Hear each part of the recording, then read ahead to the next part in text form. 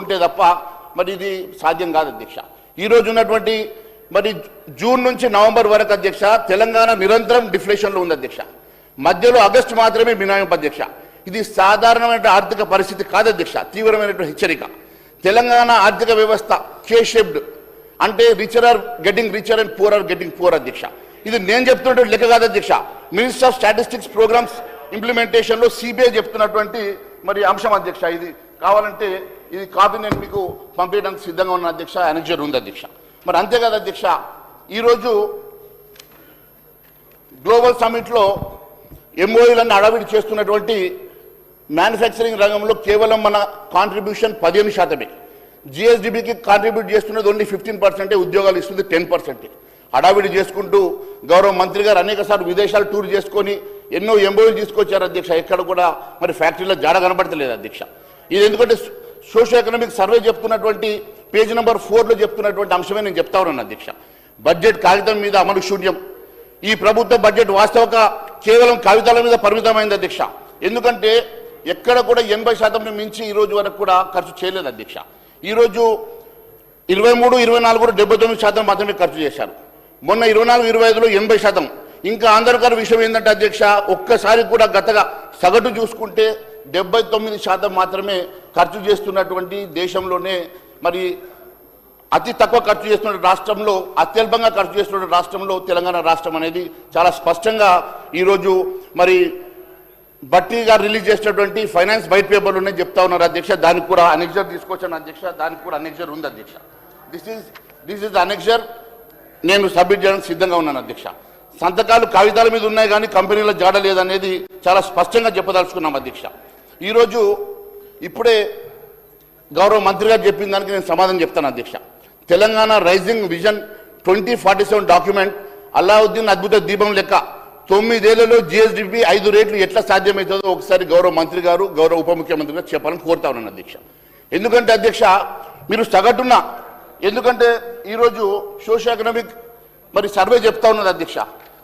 గత 2013-14 నుంచి ఇప్పటి వరకు ఈ గ్రోత్ రేట్ తీసుకుంటే అధ్యక్ష జిఎస్డిపి ఈ రోజు ఉన్నటువంటి జిఎస్డిపి 17,82,109 కోట్లు అని చెప్పి చెప్తా ఉన్నారు. 2034 వరకు ఇది 90 లక్షల కోట్ల రూపాయలు ఎదుగుతుందని చెప్పేసి మరి గౌరవ ఉప ముఖ్యమంత్రి గారు చెప్తా ఉన్నారు అధ్యక్ష. మీరు తీసుకుంటే 2013 నుంచి అధ్యక్ష 4,51,000 నుంచి మొదలై 14-15 50,000 కోట్లు పెరిగింది అధ్యక్ష. 15-16 అదే రకంగా 70,000 కోట్లు పెరిగింది అధ్యక్ష. 16-17 మళ్ళీ అదే రకంగా మీరు ఎక్కడ చూసినా కూడా 50,000 నుంచి 1,50,000కు మించి ఏ రోజు కూడా జిఎస్డిపి గ్రోత్ లేదు. అంటే ఈరోజు మీరు 2 లక్షల రూపాయల జిఎస్డిపి గ్రోత్ తీసుకున్నా రాబోయే 9 సంవత్సరాలు ఆ లెక్క ప్రకారం డబల్ కూడా కావడం సాధ్యం కాదు అధ్యక్ష. మరి డబల్ కావాలన్నా కూడా 18 లక్షల కోట్లు 36 లక్షల కోట్లు అవుతుంది అధ్యక్ష. ఏ రకంగా 90 లక్షల కోట్లకు వీళ్ళు మరి అరైవైనారో, ఏ లెక్కల ప్రకారం అరైవైనారో చెప్పాల్సిన కోరుతా ఉన్నారు అధ్యక్ష. తెలంగాణ రాష్ట్రం వచ్చి నుంచి ఇప్పటి వరకు ఏ రోజు కూడా జిఎస్డిపి గ్రోత్ 50,000 కోట్ల నుంచి 1,50,000 కోట్లకు మించి ఏ రోజు కూడా గ్రోత్ కనబడలేదు సంవత్సరానికి. మరి ఈ రకంగా మీరు గ్రోత్ రాబోయే 9 సంవత్సరాల్లో 2 లక్షల కోట్ల రూపాయలు ప్రతి సంవత్సరం మీరు గ్రోత్ తీసుకున్నా అది 2 లక్షల ఎవ్రీ ఇయర్ 2 lakhs మీరు తీసుకున్నా కూడా అది 36 లక్షలకు మించి మరి గ్రోత్ రాదు అధ్యక్ష. ఈ లెక్కలు మరి కాకి లెక్కలు ఎందుకు చెప్తా ఉన్నారు? ఏ రకంగా 90 లక్షల కోట్లని $3 మిలియన్ $3 మిలియన్ US మరి బడ్జెట్ జిఎస్డిపిని మీరు ఏ రకంగా చూపగలుగుతున్నారు అనేది మా ప్రశ్న అధ్యక్ష. అంతేకాదు అధ్యక్ష, ఈరోజు ఈ రాష్ట్రంలో అధ్యక్ష తెలంగాణ రాష్ట్రం ఏర్పడిన 2014-15 తీసుకుంటే అధ్యక్ష ఆ రోజు నుంచి ఈ రోజు వరకు గ్రోత్ని మనం తీసుకుంటే ఏ రకంగా కూడా ఇది సాధ్యపడతలేదు అనేది ఇప్పుడు ఈ అనెక్జర్ మరి ఉంది అధ్యక్ష. ఇది కూడా నేను మీకు మరి సబ్మిట్ చేయడానికి సిద్ధంగా ఉన్నాను. మరి మీ ద్వారా నేను గౌరవ ఉప ముఖ్యమంత్రి గారు పంపించాలని అధ్యక్ష. మరి కాగ్ రియాలిటీ ఒక విషయం నేను ఇప్పుడే మరి ఉప ముఖ్యమంత్రి గారు చెప్పినట్టు కాగ్ రియాలిటీ ఒకటి చెప్తాను అధ్యక్ష. మంత్రి గారు 3,24,000 కోట్ల భారీ బడ్జెట్ అతి గొప్పగా చెప్పుకుంటున్నారు అధ్యక్ష. కానీ అధ్యక్ష ఈ ఏడాది వరకు కాగ్ నివేదిక చూస్తే అసలు రంగు బయటపడుతుంది అధ్యక్ష. ఈరోజు రెవెన్యూ రిసీట్స్లో కేవలం 60% మాత్రమే వచ్చినాయి అధ్యక్ష. మరి ఇంకా 40% రెవెన్యూ జనవరి 31 తర్వాత కాగ్ చెప్తున్నటువంటి రిపోర్ట్ అధ్యక్ష, జనవరి వరకు ఈ రాష్ట్రానికి రావాల్సినటువంటి రెవెన్యూ రిసీట్స్ కేవలం 60% మాత్రమే వచ్చినప్పుడు మిగిలిన 2 నెలల్లో ఈ 40% రెవెన్యూ రిసీట్ ఎట్లా సాధ్యమవుతుందని నేను అడుగుతా ఉన్నాను అధ్యక్ష. ఎందుకంటే మళ్ళీ వచ్చే ఏడాది కూడా వీళ్ళు రెవెన్యూ రిసీట్ 2.41 లక్షల కోట్ల ఆదాయం వస్తుందని చెప్పి కలలు గంటా ఉన్నారు అధ్యక్ష.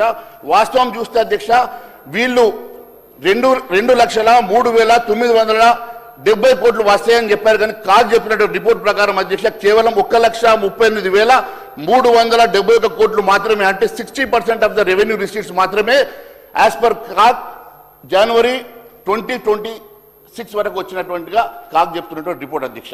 ఇది కూడా అనెక్సర్ 4 అధ్యక్ష చాలా స్పష్టంగా మేము మీకు సబ్మిట్ చేయడానికి సిద్ధంగా ఉన్నాం అధ్యక్ష.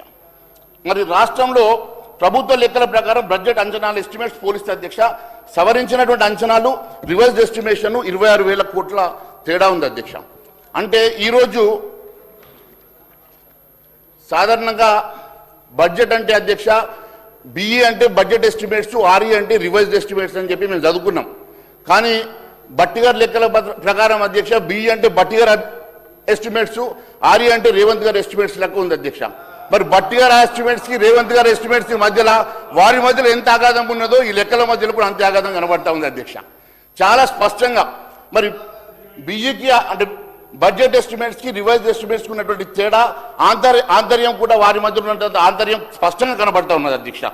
ఈరోజు అప్పుల రీస్ట్రక్చరింగ్ అని గొప్పగా చెప్పుకుంటా ఉన్నారు అధ్యక్ష. అప్పుల రీస్ట్రక్చరింగ్ ఒకసారి చూస్తే అధ్యక్ష ఈరోజు మంత్రి గారు 25,612 కోట్ల అప్పును రీస్ట్రక్చర్ చేశామని చాలా సింపుల్గా చెప్పినారు అధ్యక్ష. కానీ దాని అర్థమైంది తెలుసా అధ్యక్ష, ఈరోజు మనం కట్టాల్సిన అప్పుని రాబోయేటువంటి 39 సంవత్సరాలు రీస్ట్రక్చర్ చేసి మన పిల్లలకి, మన మనవలకి, మన ముని మనవలకు కూడా ఈ అప్పుల్ని రీస్ట్రక్చర్ చేసి అక్కడి వరకు కూడా లెక్కలు రాసి తలా 2 లక్షల రూపాయల చొప్పున లెక్కలు రాసి పెట్టడం అంటే ఇది రీస్ట్రక్చర్ అని చెప్తున్నారంటే రాబోయే తరానికి మీరు అప్పులు రాస్తున్న మాట వాస్తవం కాదా అధ్యక్ష?